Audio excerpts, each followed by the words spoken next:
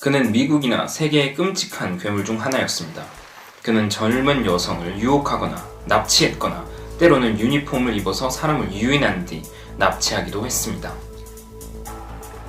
나는 그의 범죄 행각을 살펴보면서 나는 좀 더 초기에 개입하여 예방했더라면 마지막에 그런 끔찍한 범행을 막을 수 있지 않았을까 자문하곤 했다. 그는 에드캠퍼 이상으로 복잡했다. 그는 옷에 하이힐에 매료되었는데 아마도 어머니가 하이힐을 신지 않았기 때문에 집에서 그런 신발을 보지 못한 것이 그의 호기심을 자극했던 것이 아닐까 싶다. 그러면서도 어머니의 꾸지람이 그에게 마치 금단의 과일처럼 여겨졌을 수도 있다. 그는 그러했다. 안녕하십니까. 연순의 엑스파일 진행을 맡고 있는 철수 교주입니다. 네, 오솔록수입니다. 제가 읽은 부분은 범죄 행각에 대한 분석 쪽이죠. 네. 그 부분은 이제 존 더글라스의 목소리였네요. 그렇죠.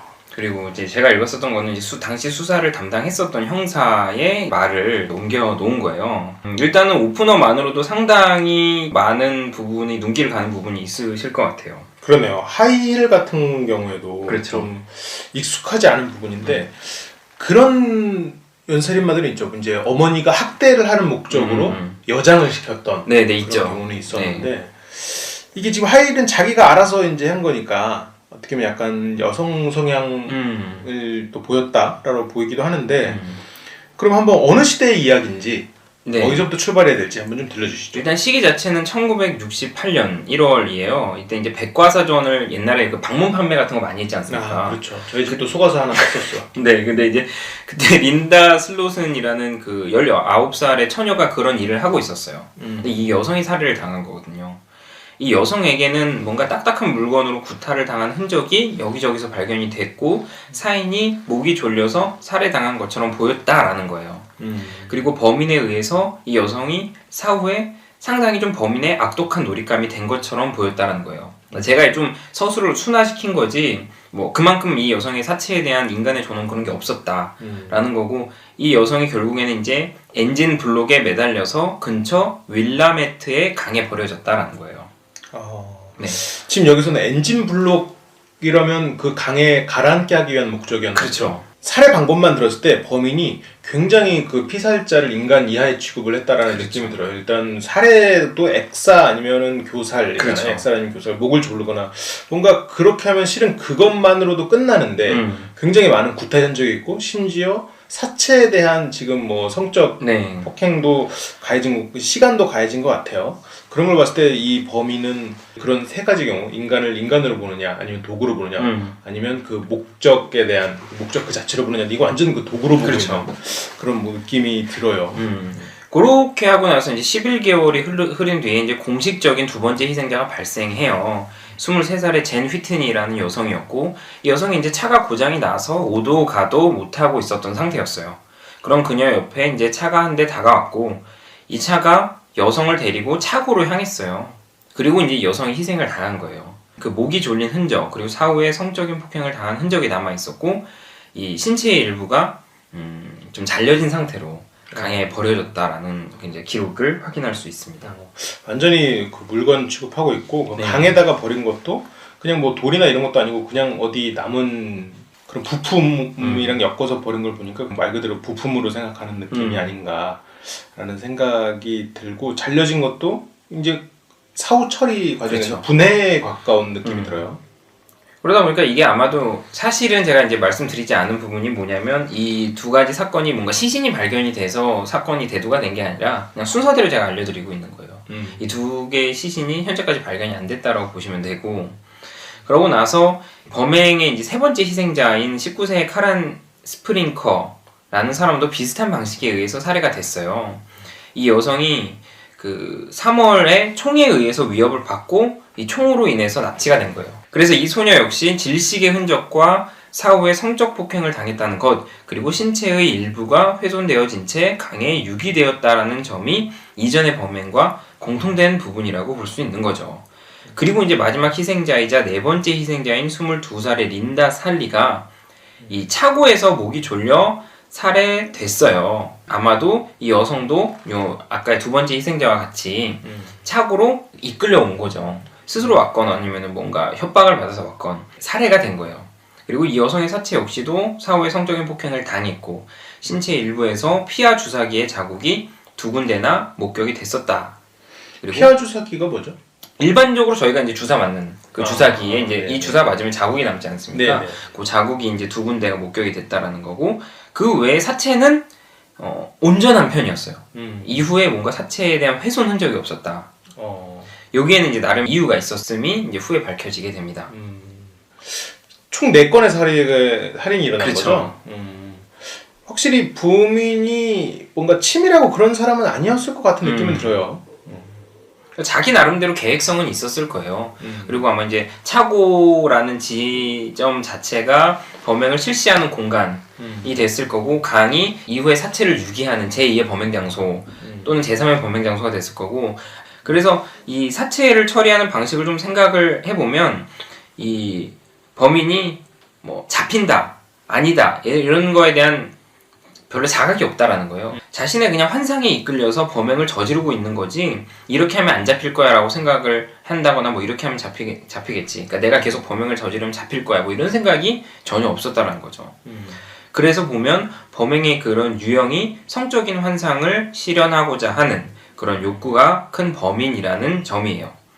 그리고 범행에 대해서 어느 정도 아까 말씀드렸던 것처럼 자신만의 계획을 가지고 있다는 점 그리고 이 사체 처리하는 방식을 보면 범행에 있어서 자신만의 관점을 많이 부여하는 범인이다.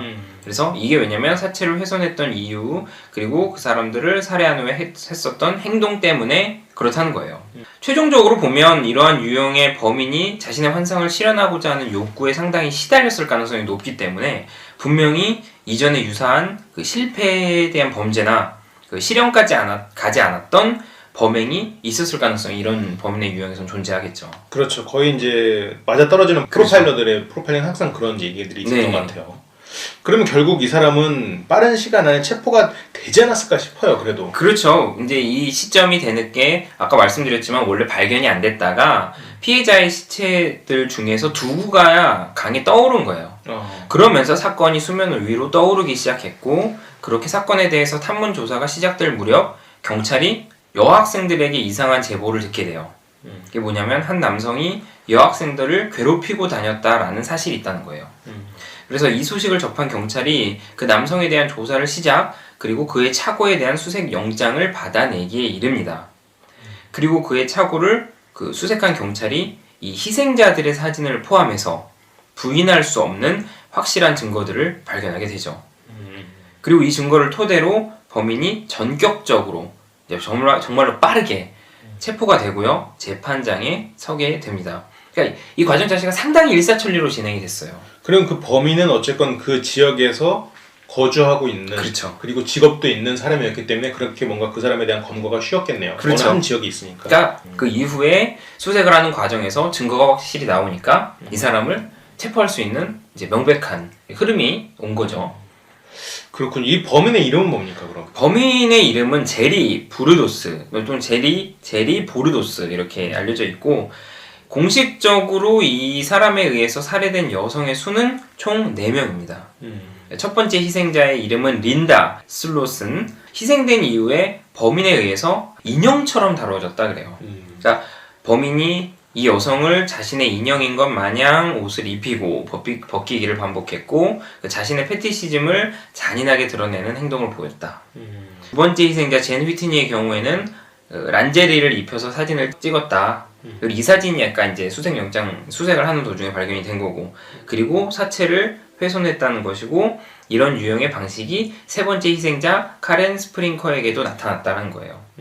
그러면 마지막 희생자에게 있었던 의아한 자국들이 몇 가지 있었지 않습니까? 피하 주사기 자국은 뭐고 왜 이 여성에게는 사체 훼손이 일어나지 않았냐? 이 피하 주사기 자국은 전기를 이용한 고문의 흔적이었다 그래요. 아 그렇군요. 그러니까 이게 살아있을 때 고문을 한 게 아니고 살해를 한 뒤에 사체에게 전기를 흘려보내면 이 사체가 움직일까 움직이지 않을까라는 생각으로 해봤다 그래요. 아 제프리 다머의 좀비가 생각나네요. 그렇죠. 그리고 이제 이 사체에 아까 왜 이전까지 있었던 그런 사체 훼손의 흔적들이 없냐라는 건데 이제 그거 같은 경우에는 이 사람이 이제 그런 거예요. 특정 신체 부위에 대한 자신만의 패티시가 있었어요. 그래서 그 전까지는 그게 좋아서 그 신체 부위를 말 그대로 훼손을 해서 자기가 소장을 했어요. 근데 이 마지막 희생자 같은 경우에는 그게 없었기 때문에 훼손을 하지 않았던 거예요. 네네. 어느 신체 부위길래 그게 있고 없고 할까? 그게 참 궁금하네요. 네, 뭐 그거에 대해서 이제 궁금하신 분은 이제 뭐 따로 뭐 찾아보시면 되고, 저는 이제 딱히 안 찾아보는 것을 좀 추천합니다. 네, 알겠습니다. 이거 다 찾아보라는 얘기 같은데 그냥 각자 알아서. 뭐 궁금해 하시니까 다 많은 분들께서. 네. 그럼 제리 브루도스 한번 이 사람의 인물에 대해서 잠깐 간단하게 설명을 좀 해주세요. 네, 제리 브루도스는 사우스 다코다의 웹스터에서 태어났어요. 이 사람이 이제 1939년 1월 31일에 태어났거든요. 근데 이제 어머니가 성에 대해서 남들과 좀 다른 가치관을 가지고 있었어요.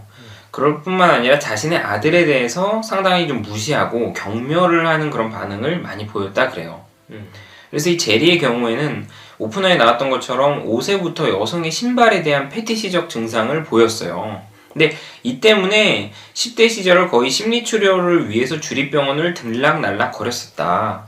이렇게 볼 수 있고, 근데 그럼에도 이게 차도가 생기지 않는다, 나아지지 않으니까 10대 시절부터 어떤 일이 일어났냐면 현지 여성들을 스토킹했을 뿐만 아니라 여성들을 습격하여 질식시킨 뒤 정신을 잃은 여성들의 신발을 가지고 달아났다. 이제 이런 행동들을 하기 시작하는 거예요. 아까도 하이힐에 집착하고 신체 일부에 집착했고 이제 그렇죠. 신발 네. 뭔가 그 발이나 다리 쪽에 패티시가 있는 것 같기도 하고요. 네. 근데 이제 이러한 행동이 일단 5세 때 처음 발생했다 그래요. 기록에 따르면 5세 때 처음 발생했고, 집 근처에, 그러니까 이게 어머니의 뭐 그런 게 아니라 집 근처의 쓰레기 더미에서 여성용 구두 한 켤레를 찾아서 집에 가지고 왔어요. 그래서 이 어머니가 당시에 에나멜 가죽으로 된 굽이 높은 그 구두를 신은 아들이 이렇게 침실 주변을 이 또각또각 있지 않습니까? 그러니까 애가 신으면은 이제 또각또각이 아니라 쿵쿵이지 않습니까? 발이 안 맞으니까. 쿵쿵거리는 것을 이제 소리를 듣고 뭔가 싶어서 목격을 한 거예요. 이 당시에 있었던 보수적인 부분이랄까? 그럴 수도 있는데, 이 어머니 자체는 하일이 전혀 없었기 때문에 이 신발을 즉시 뺏어사서 난로에 던져버리고 이 어린 제리에게 정신이 들 때까지 매질을 했다.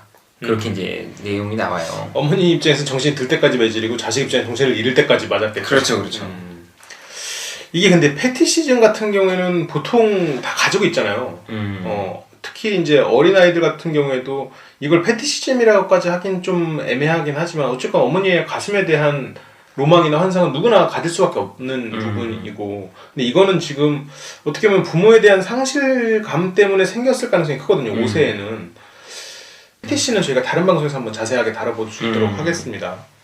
그리고 이제 저는 이제 요런 부분도 느낌이 들었어요. 그 왜 이제 어린 딸들이 그 어머니의 그 화장하는 모습을 동경해서 이제 화장대 이제 가서 이제 자기 나름의 화장하지 않습니까? 아마도 제리 브루도스가 했었던 행동도 그런 부분인데, 이게 제 개인적인 생각은 제리 브루도스가 아마도 어머니와의 관계가 원만하지 못한데 자기한테 잘해줬었던 뭔가 여성이 있었던 게 아닐까. 그 여성이 하이힐을 신고 뭐 화장을 예쁘게 하고 다니고 뭐 그런 부분이 있어서 뭔가 이 하이힐을 신으면 나도 왠지 나의 어머니 같은 사람이 아니라 이 사람 같은 사람이 되지 않을까, 뭔가 그런 생각에 의해서 시작을 했는데 오히려 뭐 어머니한테 안 좋은 인상이 남겨버리는. 그렇군요. 이게 참 신기하네요. 근데 보통 5세 발현돼서 10대 패티시 때문에 정신병원을 들어갔다는 건, 이게 굉장히 심각한 상황이었거나 아니면 심각하게 가족들이 받아들여서 정신병원에 넣었거나. 네, 그렇죠. 둘 중에 하나였겠죠. 그래서 제리가 이후에 이제 16세 때 성노예로 삼을 여성을 납치하는 비현실적인 망상에 빠져 지내기 시작해요. 그래서 결국에는 집 근처 언덕에 이제 땅굴을 파놓고 여성을 사로잡아서 가둬둘 계획까지 세워요. 그리고 이듬해 어린 소녀를 칼로 위협해서 성추행을 하려다가 실패를 했고요. 체포가 돼서 오리곤 주립병원에서 이제 정신과 검진을 받습니다. 그러니까 아마도 이 사람이 체포가 된 이후에 병원으로 보내졌던 이유는 그에 대한 주변 조사를 수사관들이 진행을 했거나 아니면 신문 당시에 이 사람의 정신 상태가 온전치 않았던 게 아닐까, 이렇게 생각을 해볼 수 있다는 거죠. 직접적인 사건이 있어서 갔었군요. 그렇죠. 병원에서도 이 사람이 이런 증세가 멈추지 않았는데 뭔가 의사에게 소름 끼치는 공상들을 털어놓는 일이 다반사였고, 예를 들어서 여성들을 냉동고에 얼린 뒤 뻣뻣하게 굳은 몸을 뭔가 이런 뭐 포르노적인 자세를 취하게 한다. 뭐 이런 공상을 계속 하고 있다는 걸 알려주는 거예요. 그런데도 이게 아이러니한 게 오히려 정상 판정을 받고 성추행에 대한 처벌로 9개월의 감옥 생활을 마무리하면서 석방이 돼요. 그러니까 방상을 가지고 있는 남성이 합법적인 방법으로 자유를 얻게 된 거죠. 그렇군요. 뭔가 너무 심각하게 하니까 얘가 미친 척하는 거 아니야라고 생각하는 걸 수도 있겠네요. 사회로 그럼 돌아온 브루두스의 삶, 당연히 정상적이었을 리는 없는데 어떤 삶을 살게 되나요? 근데 이 사람이 일단 사회로 돌아왔어요. 군에 입대를 해서 적응을 하려고 막 애를 쓰거든요. 그런데 안 맞는 거예요. 그러다 보니까 갈수록 말도 안 되게 변해가는 그런 망상, 그리고 그 안에서 기괴해져가는 그 묘사로 인해서 점점 정신이 더 피폐해지기 시작하는 거예요. 왜냐면은 그런 이야기를 표현하고 그런 생각을 할수록 주변에 사람이 안 남으니까. 그렇겠죠. 그래서 정상적인 군 생활을 하지 못하고 제대하기에 이르고요. 그리고 1961년 이 23살의 브루도스가 전기 기술자로 일하면서 돈을 좀 꽤 모읍니다. 아마도 이쪽 부분에 능력이 있었던 건지 모르겠는데, 그러고 나서 이 사람의 아이를 임신했던 17살의 여성과 결혼을 하고요. 이렇게 해서 뭔가 정상적인 삶을 가는 것 같은데, 사실 이미 이 상황에도 정상적인 그런 관념을 가지지 못한 상태나 마찬가지였다 그래요. 어떤 점에서 그렇죠? 브루도스가 이제 어떤 일을 했냐, 아내가 옷을 벗은 상태로 집안일을 하도록 요구를 하고요. 아내의 모습을 사진으로 막 찍어서 소장을 한다든지, 뿐만 아니라 스스로 여전히 하이힐을 신고 여성의 속옷을 걸친 채 과시하는 행동을 보이기도 했다 그래요. 그러니까 당시에 어린 아내가 되게 어렸지 않습니까? 17살에 이제 들어온 건데, 이러한 남편의 별난 습관을 그래도 많이 참아줬다 그래요. 물론 이제 이 여성은 이 사람의 본질은 몰랐던 거죠. 이 그렇죠. 사람이 뭔가 그런 성적인 잘못된 왜곡된 환상이 있다 이런 건 몰랐고, 남편이 더욱 사악한 짓을 추구하는지도 몰랐던 거예요. 그렇죠. 그러니까 대표적으로 이게 어떤 일이 있었냐면, 이 여성이 이제 아이를 낳으려고 병원에 입원했을 때 브루도스는 어디 있었냐? 젊은 여성의 집에 숨어 들어가서 예전에 그랬던 것처럼 목을 졸라 기절시킨 뒤 성적인 범죄와 그 구두를 훔쳐 달아났었다 그래요. 결혼 생활 중에 또 그렇죠. 그랬던 얘기죠. 그러다가 이제 이 사람이 아까 말했던 것처럼 결국에는 넘지 말아야 할 선인 어떻게 보면 살인이라는 것까지 간 거고, 그러고 나서 체포가 되고 감금이 된 거죠. 그렇군요. 그럼 이 사람이 결혼 생활 몇 년 정도 한 거예요? 그러니까 이 사람이 61년에 돈을 꽤 모았다고 하니까 네네. 아마도 좀 안정적으로 생각을 해보면 62년에서 63년에서 이제 뭔가 가정을 꾸리고 69년에 체포가 됐다 이렇게 봐야 되겠죠. 그렇군요. 그러면 그 6, 7년 사이에 4명을 죽였으면 처음에 그래도 안정적으로 생활해서 살인까지는 안 저지르려고 하다가 그게 또 자극을 못 주니까 결국은 이제 살인까지 저지른 것 같네요. 그러면 방금 유죄가 확정됐다고 했는데, 그렇죠. 그럼 어떤 형을 받았나요? 이제 1969년 7월에 1급 살인 사건 3건에 대해서 유죄가 확정이 됐고, 종신형이 연달아 3번이 선고됩니다. 그래서 감옥에 있는 동안 근데 이 사람이 여성용 신발 리스트를 이렇게 막 모아두고 있었다 그래요. 또한 이제 자신을 표현해내는 편지를 회사에다 써서 이거 너네의 포르노그래피 대신 사용할 수 있다, 뭐 이런 주장을 하기 시작합니다. 뿐만 아니라 희생자의 시신 중 한 명과 함께 찍은 사진은 이 사람이 살해 혐의로 유죄 판결을 받게 하는데 중요한 증거가 될 수 없다, 뭐라는 이런 식의 말도 안 되는 주장을 하기도 하고. 근데 결국에 이러한 이 사람의 항의가 받아들여지지 않았고, 결국에 이 사람은 이제 감옥에서 사망하기에 이릅니다. 오레곤 교정국이 다른 세부 사항을 공개하진 않았지만, 브루두스 희생자 중 한 명은 이 사람이 간암으로 고통받았다는 사실을 외부를 통해서 전해 들었다 그래요. 그러니까 아마도 좀 편하게 간 건 아니었다, 이렇게 볼 수 있겠죠. 그렇군요. 어쨌건 하이힐을 훔치고 어머니에게 관심을 받고 싶고 그런 데서 출발한 게 아닌가 싶은 생각은 들어요. 굉장히 뭔가 나쁜 짓을 통해서 엄마한테 혼나는 순간이 어린 시절에는 자기는 그렇죠. 인식하지 못했지만 그게 행복은 아니었을까라는 생각이.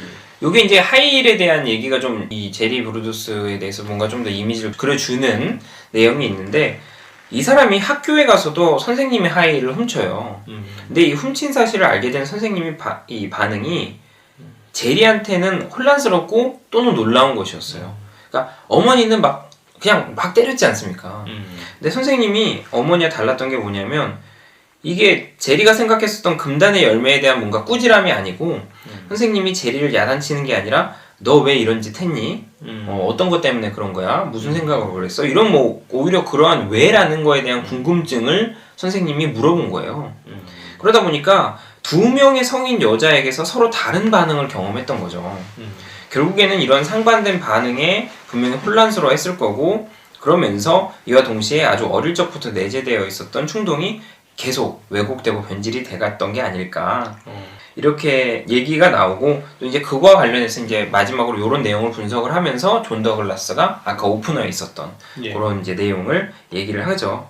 그래서 보면은 뭐 존 더글라스가 추가적으로 얘기한 거는, 그러면 이런 사람에 대한 진행을 막을 수 없었던 거냐. 그 대답이 반반이라 그래요. 그러니까 그동안의 연구와 경험으로 미뤄볼 때 성범죄 관련 살인자들을 사회에 복귀시키는 문제에 대해선 상당히 회의적이었다.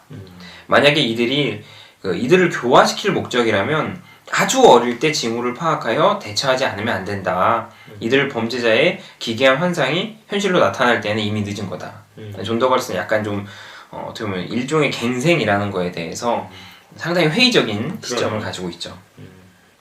그러면 이 사람, 만약 우리가 여기서 나중에 이프를 하겠지만 이 사람이 인생을 바꿀 수 있었던 계기는 10대 이전이었네요. 17세 때 그 범죄를 이미 저질렀잖아요. 네. 살해는 한 건 아니지만 그 이전에 그러면 거의 10세, 거의 5세에서 10세 사이에 뭔가가 이제 잡혔어야 됐겠죠. 오히려 그리고 5세 이전에 이 사람의 그렇게 나타나게 된 계기가 그렇죠. 무엇인지를 파악했으면 좋았을 텐데, 만약 우리가 타임머신이 있다면 그 시점으로 가야겠군요. 이 사람을 갱생시키려면. 그렇죠. 참 어렵네요.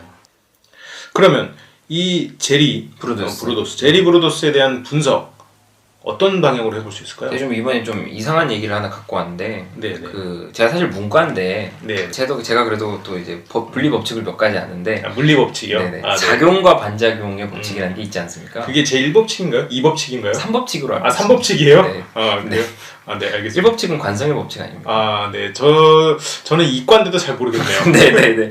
그래서 이 작용 반작용 법칙이 이렇게 내가 뭔가를 하면 그만큼의 에너지가 다시 돌아온다는 거지 않습니까? 네. 그래서 이걸 좀 적용을 해봤어요. 그러니까 어린 아이들의 심리에 있어서 개인적으로 관심 깊게 보고 있는 부분이, 이 소장님이 자주 말씀하셨던 그 감정적 트리거, 또 이제 일종의 그런 행동에 대한 부모의 반작용, 이 행동 양식이라는 건데, 쉽게 말해서 어린 아이들의 심리에 그 작용 반작용의 물리 법칙을 좀 적용시켜 보자라는 거예요. 그러니까 존 더글라스가 이렇게 얘기를 했어요. 성인 여성의 상반된 반응이 이 사람에게 혼란을 야기했던 것이고, 그러나 그러한 판단을 근거로 왜라는 질문을 아이에게 물었던 교사는 과연 잘못한 거냐, 그런 반작용을 보인 건 잘못한 거냐, 또는 무조건 잘못된 것이라 혼냈던 그의 어머니의 행동이 지탄받아야 하는 거냐. 그러니까 정답은 없다, 그렇게 얘기를 했어요. 다만 이 브루도스가 자신의 행동이 상대방에게 적발돼서 일종의 처벌을 받기 시작할 때, 제가 생각했을 때 브루도스는 두 가지 생각이 들었을 수도 있다는 거예요. 하나는 평소에 자신에 대해서 모욕적인 언행을 하던 어머니가 보였던 그런 처벌 그리고 징벌적인 거에 대해서는 큰 느낌을 받았지 않았을 거라는 거죠. 어차피 혼내니까. 어차피 나 무시하니까. 왜? 그러니까 어머니가 평소에 그런 행동 하니까. 근데 자기의 선생님이 보여준 행동은 평소와 분명 다른 반응이었을 수도 있다는 거예요.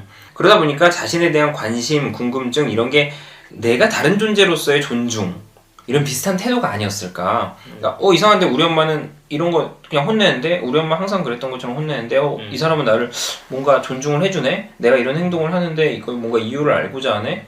그러면은 이런 선생님의 변화된 행동에 대해서 큰 생각을 했었던 거죠. 그러면서 들었던 생각이, 논리적으로 설명만 가능하면 그것은 통용될 수 있는 가치관은 아니었을까, 이렇게 저는 생각을 했을 것 같아요. 어리니까. 그렇게 자신의 논리로 의사들한테 계속 뭐 그런 자신의 성욕에 대한 얘기를 했었던 거고, 9개월이란 처벌이 이 범행이 사회적으로 큰 문제가 되지 않을 수도 있다라는 착각을 심어준 게 아니냐.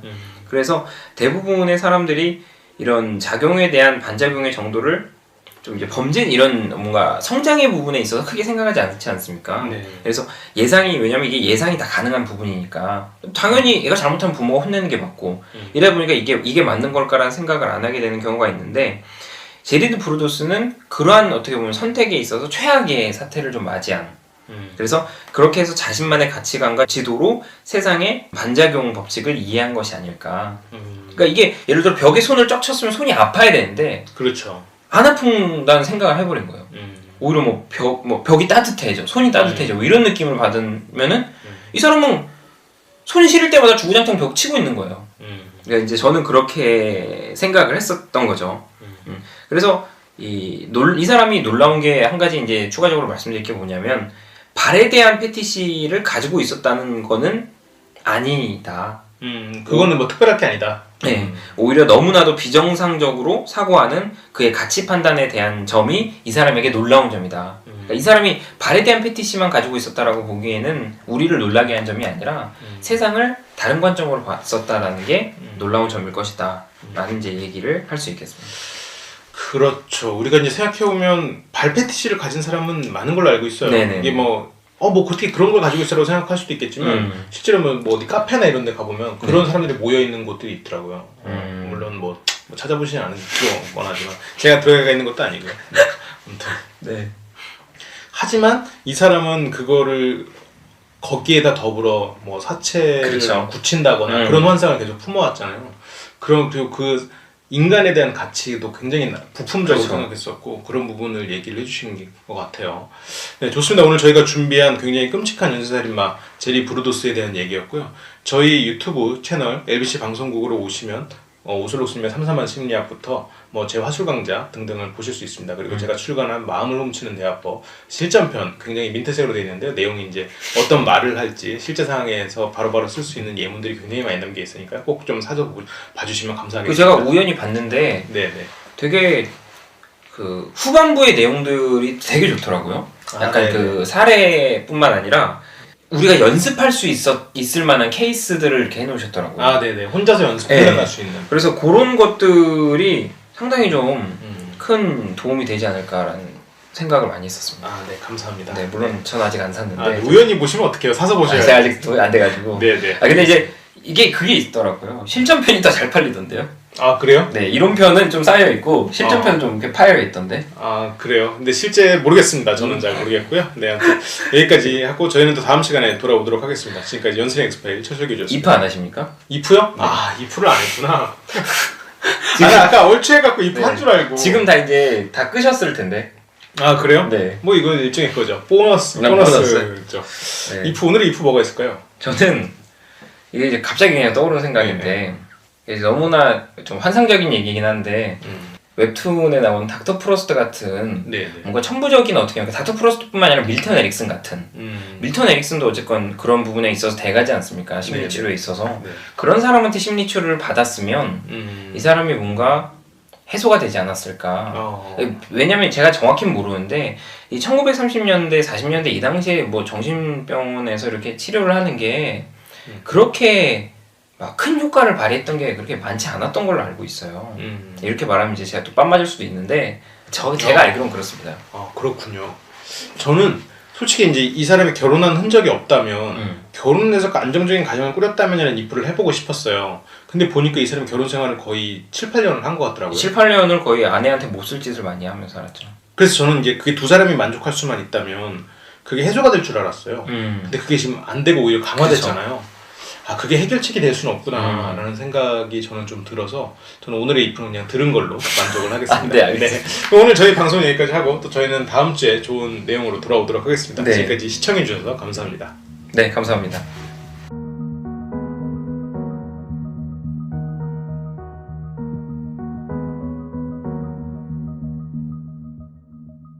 함께 만들어가는 방송 LBC 방송국입니다. Lecture and Broadcasting for Culture.